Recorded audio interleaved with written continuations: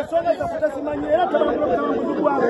ate bana abavuzi b'ebiduka mwena mumanye ku kino ky'ekiseera ekyokulaba nti kiterezo mulimu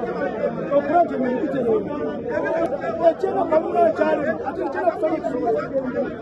yabaka muvibaleeta ekyokusatu ekisooka kiki ekyakijjawo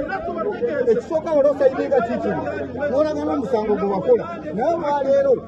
kamera ejja nekuba ekifaananyi neeraga ne bateeka amanya mpiti bakamyawire kugaba stage naye nkubira omulanga buli dereva yenna mu Uganda wano terikola ku lunaku lwa Mande lwa nsonga bazze naye batubaze mu magezi olunaku lwaleero kyetwamanye si kyebatuwadde batuwadde bulimba bwereere minisita omulambe yatuyita akabinja ate batugambye bajja tujjamu olwale tibagenda obbitwala ate amaze ebbanga ddene ng'atuma tuli kabinja naye mbadde njagala ajja bere mu mitingi ya leero alabe kyayitanga akabinja tugule kubinja sobitabanange bonna mu Uganda byavuga ekidduka yenna mu kumande tetugenda kukkiriza mmere kweyingira Kampala okujjako nga bisaziddwa mu kamyawire Kizito Sande Mityana Mubende Control ne wavanda banja Prime Minister waffe olw'etteeka lino ettale baleese ate nga tekisibiramu lukufu